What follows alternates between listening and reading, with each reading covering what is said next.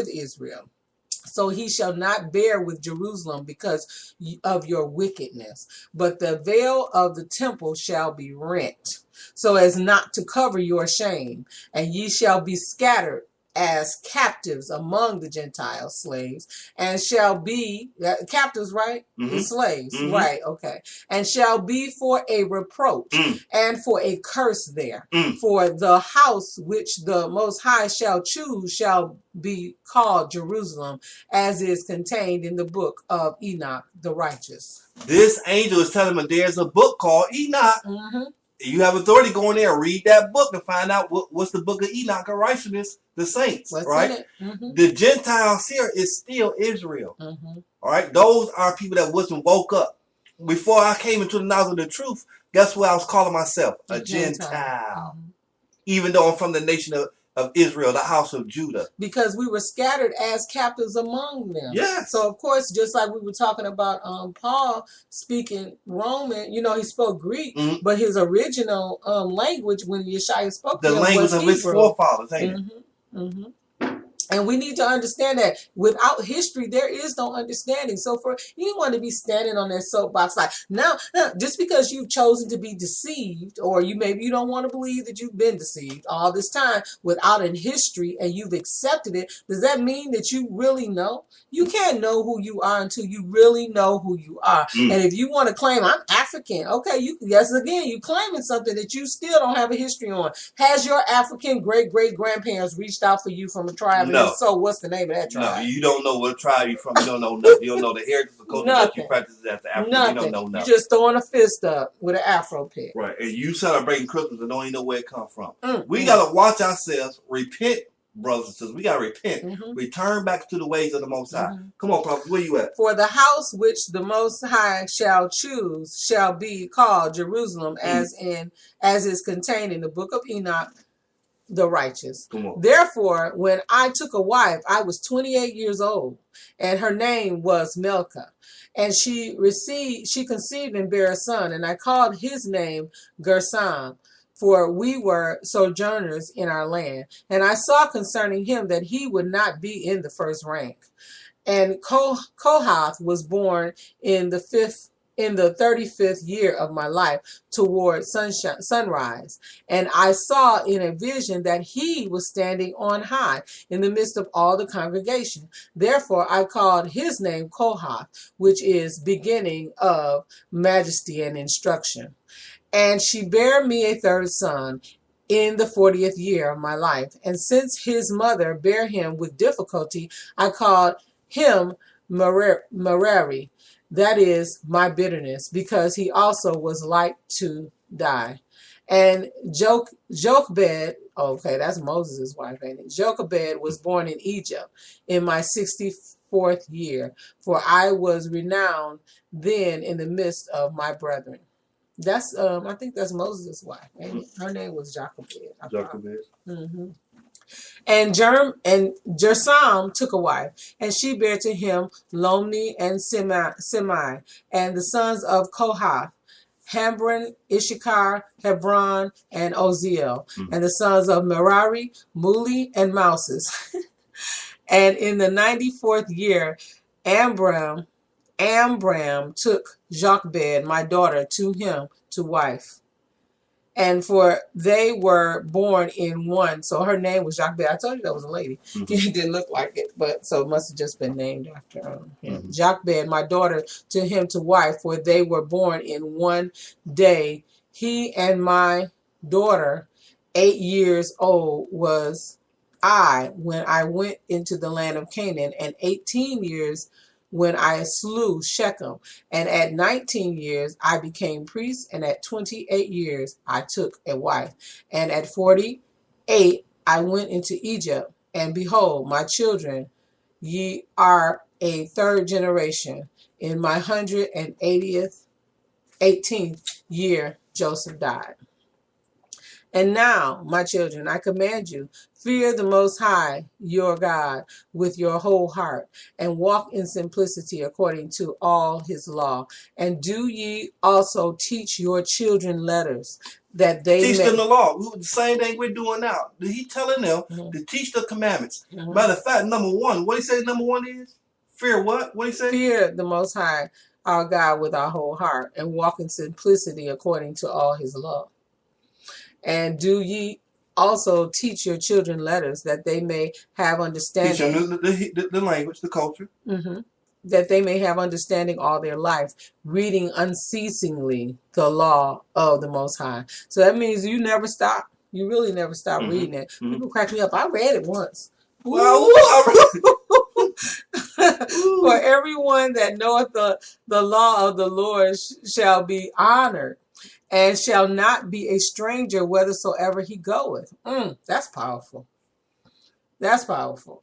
Yes, many friends shall he gain more than his parents, and many men shall desire to serve him and to hear the law from his mouth. Work righteousness, therefore, my children, upon the earth, that ye may have it as a treasure in heaven, and sow good things in your souls, that ye may find them in your life. But if you sow evil things, you shall reap every trouble and affliction. Get wisdom in the fear of the Most High with diligence. Get wisdom in the fear of the Most High with diligence. For though there be a leading into captivity, and cities and lands be destroyed, and gold and silver and every possession perish, the wisdom of the wise naught can take away. The wisdom of the what? The wisdom of the wise not can take away. Meaning that's your true treasure right there. That is the true treasure. But then here's the thing. How do you get it? He told you unceasingly. That means, so here's the thing.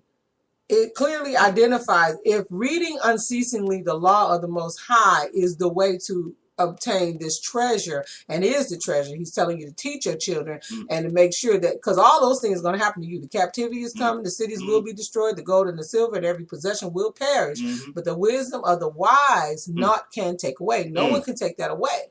So if the destruction should come upon you, and all you've been doing is paying attention to what the world has put in front of your face, you are impoverished. And the mark you will take. Save the wisdom of the wise. The wisdom of the wise not can take away. Save the blindness of ungodliness. Except the blindness of the ungodliness and the callousness that comes of sin. That's blindness, sin. For if one keep oneself from these evil things, then even among the enemies shall wisdom be a glory to him. And in a strange country, a fatherland, and in the midst of foes shall prove a friend. Whosoever teaches noble things and does them shall be enthroned with kings, as was also Joseph, my brother. And your brother Joseph was enthroned with kings.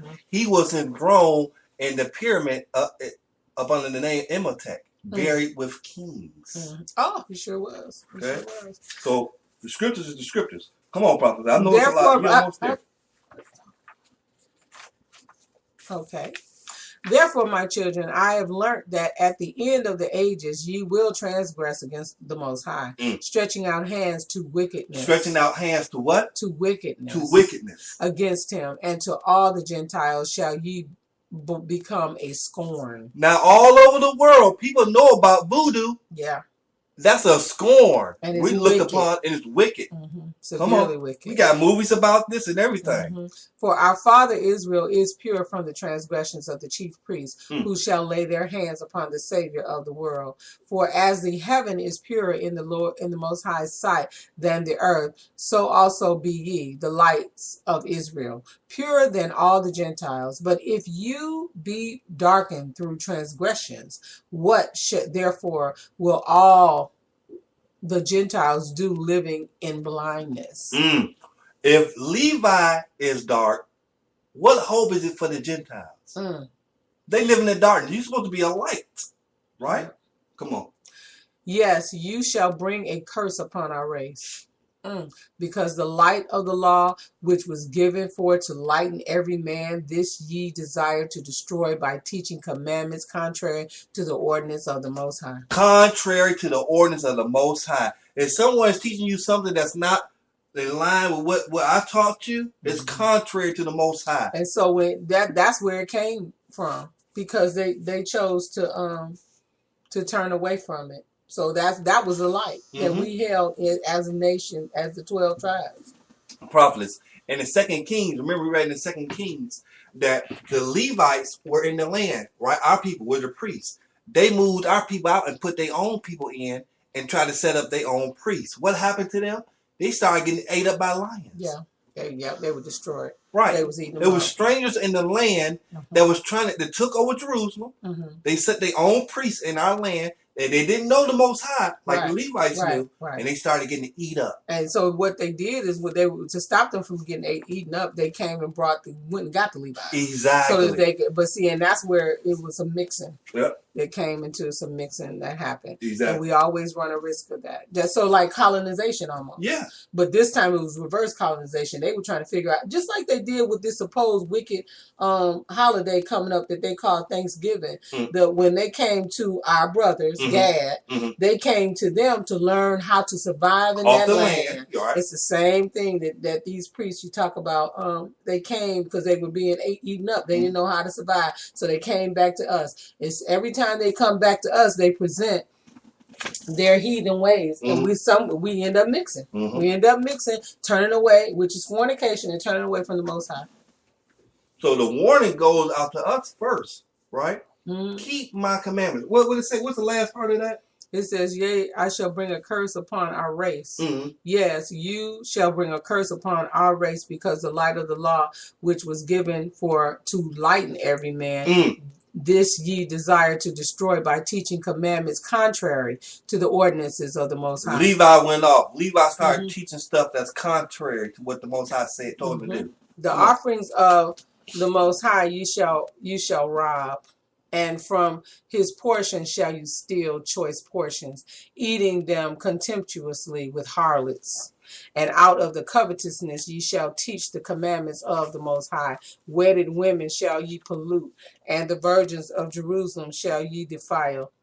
And with harlots and adulteresses shall ye be joined, and the daughters of the Gentiles shall you take to wife, purifying them with an unlawful purification. And your union shall be like unto Sodom and Gomorrah, and ye shall be puffed up because of your priesthood, lifting yourselves up against men, and not only so, but also against the commands of the Most High. For ye shall contemn the holy things with jests and laughter.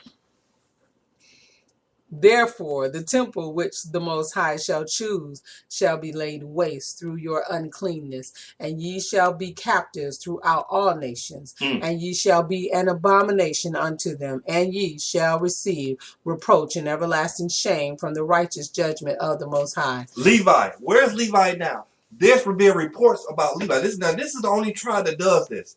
He said everlasting shame. Yes. And that everlasting is not forever, ever. It's for the time of captivity. But a reproach among men. Levi has been known to make mud cakes. They eat the dirt on the ground. Judah don't do that. Gad don't do that. Levi do that. The Levites do that. The Haitians do that. You can research it, brothers and sisters. Come on. Oh, and everlasting shame from the righteous judgment of the Most High, and all who hate you shall rejoice at your destruction. And if you were not to receive mercy through Abraham, Isaac, and Jacob, our fathers, not one of our seed should be left upon the earth. But you have to know, they went astray. Everyone, and it's so interesting because everyone that he talked to, he first of all, the angel, which we know now was Yeshaya, told him what his fate was, what he was to do, who he would hook up with. But all of this was for the purpose of the Most High, because he knew what we would be doing. All of this was for his purpose. He knew that you were going to fall away, because even when he spoke to his grandfather straight up, because the Spirit already told him, he knew that that's what he was supposed to do. Abraham had finally, the dad had finally woke up to it and was like, oh, okay, so this is what you're supposed to do. He took him to the grandfather, and the grandfather had enlightenment spiritually. He knew, first thing out of his mouth, don't fornicate. He already knew that it was going to happen. All of them had been foretold, everyone except for maybe Levi himself. But this was all done for an example, I believe. God. It was done for an example, and he was going to be the example. That's a hard